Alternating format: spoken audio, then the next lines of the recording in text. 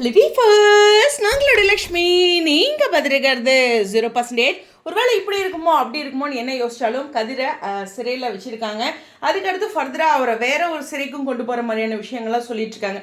இதெல்லாம் ஒரு பக்கம் இருக்க, இந்த இடத்துல அங்கே அந்த பொண்ணுக்கு என்னதான் ஆச்சு அப்படிங்கிற ஒரு விஷயம் இருக்குது. சுபா சுதா அந்த பொண்ணை பற்றி நம்ம கொஞ்சம் யோசிக்கும்படி இருக்குது. ஒரு 2 பசங்க அந்த பொண்ணை ஃபாலோ பண்ணாங்க இல்லையா? அந்த 2 பசங்க ஃபஸ்ட்டு என்னன்னாங்க அவங்கள பற்றி நமக்கு கிளியராக காட்டல, முரளி அண்ட் சிவா இல்லையா? ஸோ இதுவும் ரொம்ப ரொம்ப முக்கியமான விஷயம்.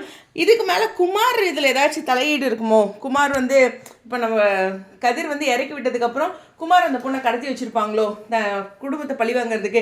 ஏன்னா இந்த 2வது சித்தப்பா இந்த இடத்துல அதிகமாக பேசும்போது இது ஒரு பக்கம் சந்தேகப்படுற மாதிரி இருக்குது. அப்படியும் ஒரு கோணத்தில் யோசிக்கிற மாதிரி இருக்குது. இல்லை முரளி சிவா சுபாவை என்ன பண்ணாங்கன்றிருக்கு.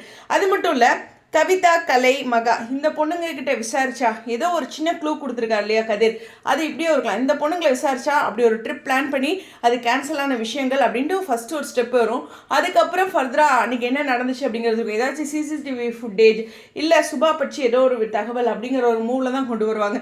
ஆனால் கதிர் என்ன க்ளூ இங்கே செதிலுக்கு கொடுத்துருக்காங்க அப்படிங்கிறது சுத்தமாக கண்டுபிடிக்கவே முடியல. ஏன்னா அந்த பொண்ணை இறக்கி விட்டுட்டாரு ஒரு நடு ரோட்டில் இருட்டு சமயத்தில், வீட்டோட பக்கத்தில் தான் இருந்தாலும் என்னாச்சு அப்படிங்கிறது இருக்குது. குமார் கடத்திருப்பாங்களா இல்லை அந்த முரளி சிவா கடத்திருப்பாங்களா?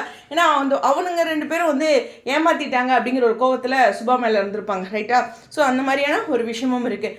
என்ன நடக்கும் அப்படிங்கிற ஒரு பெரிய பரபரப்பை ஏற்படுத்தியிருக்காங்க. இது ஒரு பக்கம் இருக்க கதிர்க்கு ரொம்ப டார்கெட். இன்றைக்கி கோமதி கேட்டது நம்மளுடைய உறவுகள் கிட்ட நம்ம கேட்குற மாதிரி, உங்களுக்கு தான் என்னை பிடிக்கலைன்னா விட்டுற வேண்டியதானே, சும்மா எதுக்கு என்னை நினச்சி நான் டவுன் ஆகும்போது சந்தோஷப்படுங்க.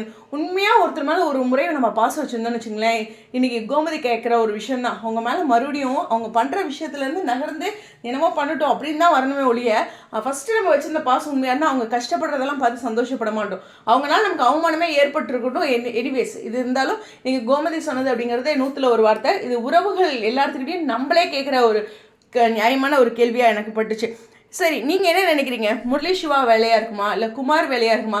சித்தப்பாவுடைய தலையீடு இந்த போலீஸ் ஸ்டேஷன்லேயே இருக்கிற மாதிரி தெரியுது அப்படிங்கிற ஒரு விஷயம்லாம் அடுத்தடுத்து இருக்குது. ஸோ இப்போது நம்மளுடைய செந்தில் என்ன ஒரு பாயிண்டில் போகிறாங்க அப்படிங்கிறது நாளை மறுநாள் அப்படிங்கும்போது நம்ம ஒரு கெஸ்ட்க்கு வந்துடுவோம். ஸோ எனக்கு தெரிஞ்சு கம்மிங் வீக் சண்டேவோட ப்ரமோ கதிரை ஜெயிலிருந்து மீட்கிற ஒரு விஷயமா இருக்கும் அப்படிங்கிற ஒரு விஷயம் தான்.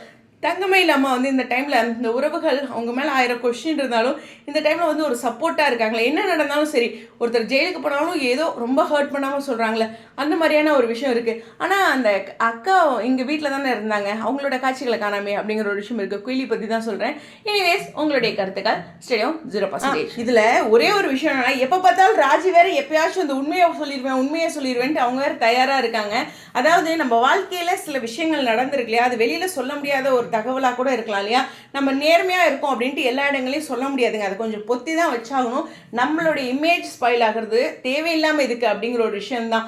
எனிவேஸ், அந்த ஒரு இமேஜ் ஸ்பாயில் ஆகுதுங்கிறனால நிறைய பேர் ஹர்ட் ஆகுறாங்க, வார்த்தைகள் அனுபவிக்கிறாங்க. அப்படிங்கும்போது ராஜோட பாயிண்ட் ஆஃப் வியூவும் கரெக்டு தான். ஒரு நாள் என்னை அப்படி நினச்சிட்டு போவாங்க, அதுக்காக அவர் காலத்துக்கும் இப்படியே நினச்சிட்டு இருக்கிறதுக்கு பரவாயில்ல அப்படின்னு ராஜி நினைக்கிறதும் கரெக்டு தான். சில உண்மைகளை அப்படியே பொத்தி பாதுகாத்து நம்மளுக்கு சார்ந்தவங்க கஷ்டப்படுறத விட நம்மளை பற்றி தெரிஞ்சுட்டு போகுதே அப்படின்னு நினைக்கிற ராஜியோட முடிவு எனக்கு எப்போதுமே சரியாக தான் தெரியுது. ஓகே, உங்களுடைய கருத்துக்கள்.